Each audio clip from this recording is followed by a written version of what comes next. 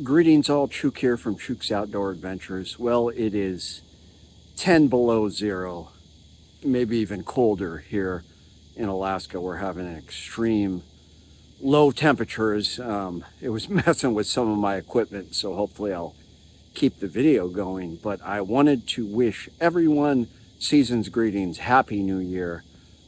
This has truly been a spectacular year for me.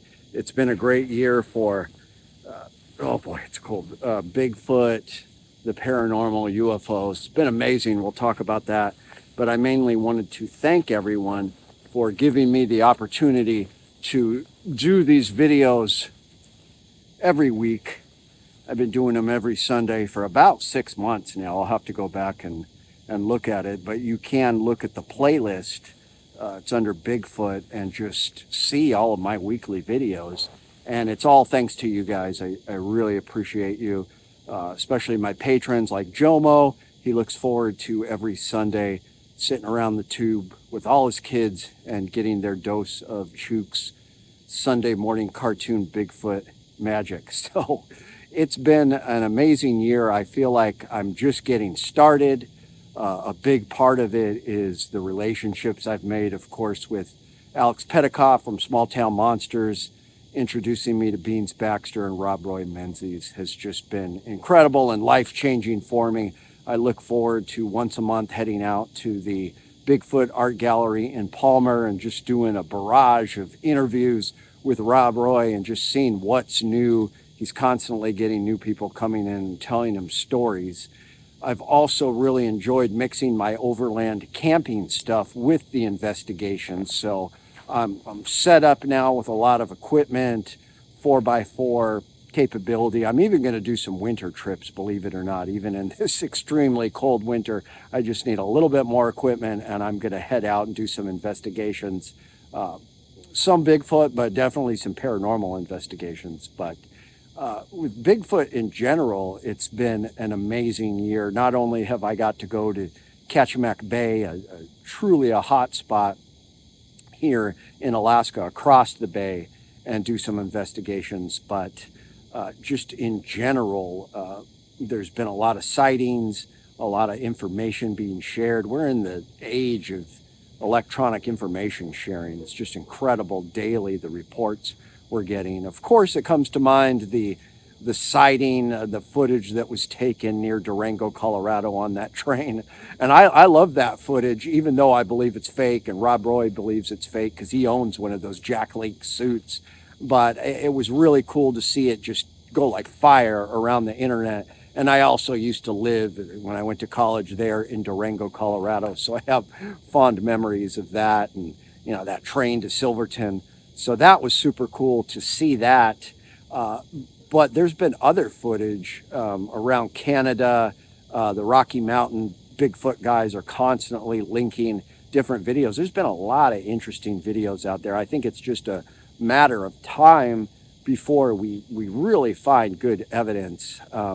Myself, I've heard some interesting sounds. I had some thermal readings that I couldn't quite identify. And I found a few tracks, but I mean, I'm just scratching the surface. That was just in the couple investigations I went out on. So this summer, I'm going to start early, take advantage. I cannot wait for the snow to melt and to start really digging into the investigations. But yeah, it was amazing just being able to get out there and poke around. But I think that something is coming. It's in the air.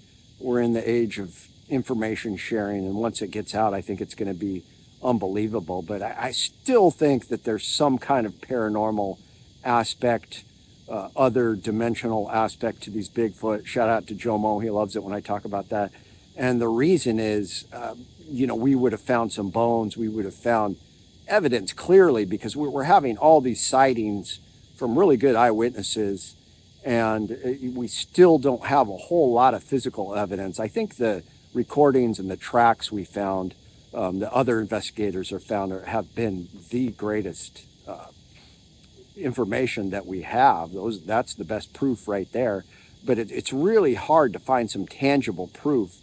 And the reason I think that there is this otherworldly, interdimensional energy or, mystique surrounding the Bigfoot is because you have so many First Nations people, these indigenous people that know about the creature, have oral traditions and legends that go back hundreds, if not thousands of years on this creature. Oh boy, I hear some howling. Um, and I believe in a lot of that, and that truly makes me think that some of these creatures are tied into these cultures. They're tied into another dimension and a whole plane of existence. I personally believe that a lot of the Bigfoot can phase in and out of existence. We've got these examples of them slowly fading right in front of an eyewitness, and also tracks just going in the snow like this and then disappearing. I found those tracks just a few weeks ago that, wasn't a four-legged creature. It was a two-legged creature with, they were like over a meter apart. So whatever was making these tracks was like 10, 11 feet tall or something. It was pretty incredible. So it's been a lot of fun when it comes to the paranormal investigations in general. It's also been interesting. I'm definitely protecting myself from the stuff that's out there. And as we speak, my buddy is loading up my silver bullets. So I'm going to have some more videos about shapeshifters, werewolves, even vampires, because there's all kinds of stuff out there that go bump in the night. We need to be ready. We need to be prepared for it. And that's part of my thing, is just preparedness. So UFOs, it has, when you compare the UFOs to the Bigfoot, it's been an incredible year for UFOs, because we finally, last few years, we have the government saying, yes, there's something out there we can't explain. And when it comes to that, there has been government involvement in Bigfoot studies, surprisingly, which is really interesting. But for the UFOs, we've got these whistleblowers coming forward, David Grush.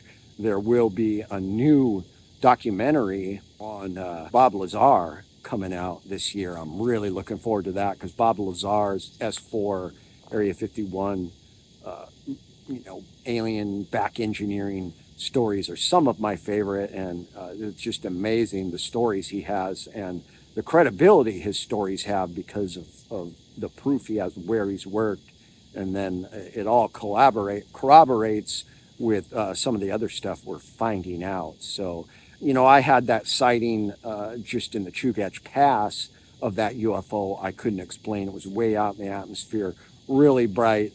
Once you start looking for these things, that's when stuff kind of happens, which is really interesting, and it intrigues me. And I think it's a vibrational frequency that once you tune into stuff like this, you believe, you start looking for it, it starts showing itself to you, which is terrifying in a way. But, already I've, had some evidence, and then I filmed that UFO. So I thought that was incredible. I'm going to be looking forward to doing some more interviews with my buddy Suanic. Of course, Rob Roy, Menzies, Beans Baxter. I'm going to make it down to Homer before the winter is over and do some videos with Beans and interview him. But, it's only been 6.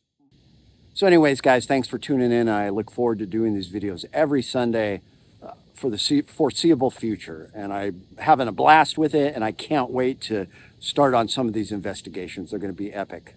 So I'll see you guys next Sunday.